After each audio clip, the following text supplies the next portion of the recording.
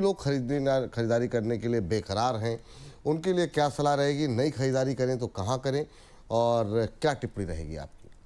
Sir देखिए, देश का सबसे बड़ा स्टॉक ब्रोकर है ये। हुँ, ग्रो का अगर आप देखते हैं तो in terms of numbers it has out performed all the platforms जो कि है।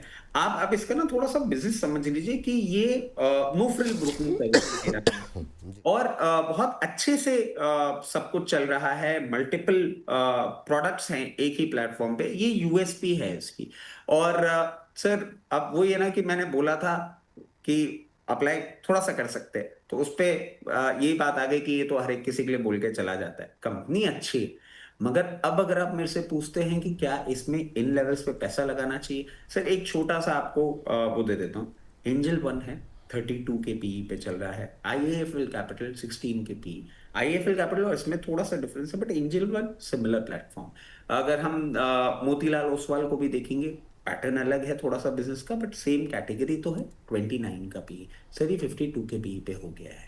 इस मूवमेंट के बाद इस पीई पे मैं जो एक आराम पसंद वाली जो बात करता हूँ ना सर, मैं बहुत ज्यादा कन्विक्शन के साथ अभी इसमें नहीं घुस पाऊंगा इस प्राइस पे।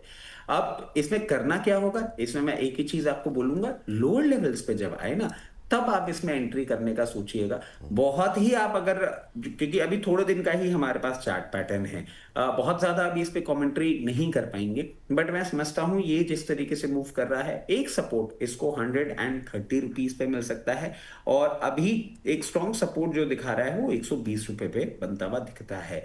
फ्रेश हाई मारना पॉसिबल है, कभी भी मार सकता है, but risk to return ratio मेरे को एडवाइजेबल नहीं लगता यहाँ पे। मेरे जैसा जो कंजर्वेटिव इन्वेस्टर है वो यही बोलेगा कि मैं इसको एक बार कूल ऑफ होने का टाइम दे दूंगा।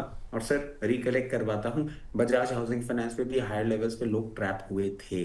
Don't do the same mistake again. Her stock का हर भाव आता है। ऐसा कभी नहीं होता कि आपको शेयर का, मतलब बोलते हैं ना सर, एक गलत सौदा भी करेंगे ना तो वो एक मौका जरूर देगा आपको निकलने का। अब आप उसको मौका समझें या रिवर्सल, ये आपकी कॉल है। सिमिलरली हर भाव आता है स्टॉक का, भाग के पकड़ना मेरी फिलोसफी नहीं है। आई माइट बी रॉन्ग, क्योंकि it is too early to say कि और ही कितने लेवल पे जा सकता है, क्योंकि एक दो दिन का ही ट्रेडिंग पैटर्न है हमारे पास।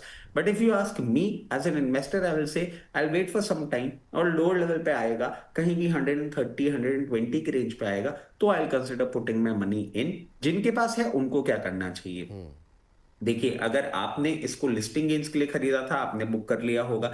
अगर आपने इसको मीडियम टर्म इन्वेस्टमेंट के लिए भी खरीदा था ना, तो मैं आपको एक ही चीज बोलूंगा कि जितना भी आपके पास अलॉटेड है करंट लेवल्स पे, पोर्शन जो है उसका थोड़ा थोड़ा प्रॉफिट तो आपको बुक कर लेना चाहिए। क्योंकि आप ऐसे भी समझिए कि 3 दिन में आपको जो रिटर्न मिल रहा है ना, वो अच्छा रिटर्न है, खराब रिटर्न नहीं है। और अगर और हाई लेवल पे जाएगा तो जो रिमेनिंग आपकी कंप्लीट इक्विटी होल्डिंग होगी वो डिप्लॉय कर दीजिएगा। और भी बहुत सारे शेयर हैं, ऐसा तो है नहीं कि सिर्फ ये जो आपकी अब जैसे बिलियन बहुत लोगों डील्स ने है। कल टिप्पणी की 155 पे जाके खरीदा है, तो वो उन्होंने अपना कहा कि मैं काफ़ी लॉन्ग टर्म के लिए रख सकता हूँ, 2 साल रख सकता हूँ। जो कमेंट बॉक्स में टिप्पणियाँ थी, लोग अभी से उसको 200 का मान के चल रहे हैं। तो उस तरह के टारगेट 175 के टारगेट के लिए लोगों ने लेके बैठ गए हैं। तो उनके लिए क्या सलाह रहेगी? कुछ लोगों के लिए तो आप कह रहे हैं कि अभी बुक कर ले, जिन्होंने नीचे लिया। ऊपर जिन्होंने लिया वो क्या करें? सर देखिए, अब वो ये ना कि लेवल्स नहीं है मेरे पास बात करने के लिए इसके बहुत ज्यादा, बट जितना भी मैं चार्ट समझ पा रहा हूं, या जितने भी एक मैथ लगा लेते हैं ना हम कि हुँ, भाई इस लेवल के नीचे ये खराब हो जाता है, तो मैं आपको बोलूंगा कि देखिए इसने जिस तरीके से अपने आप को पोजीशन किया है, I might be wrong, but ये जो करंट ट्रेजेक्टरी है, ये 138 के नीचे जाएगा ना, and the things will change. The things will change for good. और ये और नीचे आपको जाता हुआ दिख सकता है। अगर आपने ले रखा है और आप समझ पा रहे हैं जो मैं कहना चाह रहा हूं, कि हमारे पास बहुत ज्यादा डेटा नहीं है इस पे बात करने के लिए, बट 138 के नीचे अगर ये सस्टेन करता है, तो फिर ये क्लियर केस बन जाता है कि आपको नया लो मारता हुआ भी ये दिख सकता है। 138 का स्टॉप लॉस लगा ले फिर? हाँ बिल्कुल लगा सकते हैं, बट सर वही वाली बात है ना कि क्योंकि डेटा ही नहीं है हमारे पास ना बहुत ज्यादा बात करने के लिए, तो हुँ, एक अजम्पशन पे चल रहा है। अब सब जो भी हम बात कर रहे हैं इसकी, या as a matter of fact not me, anybody who is talking about it ना, हुँ, सब एक अजम्पशन पे बात कर रहे हैं। मेरा कहना और मेरी फिलॉसफी सिंपल है।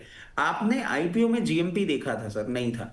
और एकदम से इतना इंटरेस्ट आ जाना, मैं कन्विंस नहीं हो पा रहा हूँ। ठीक है। और पी भी मेरे इस पर्टिकुलर बात को सपोर्ट कर रहा है कि इंडस्ट्री की जो पी है ना, उससे बहुत हाई पे पहुंच गए हो आप।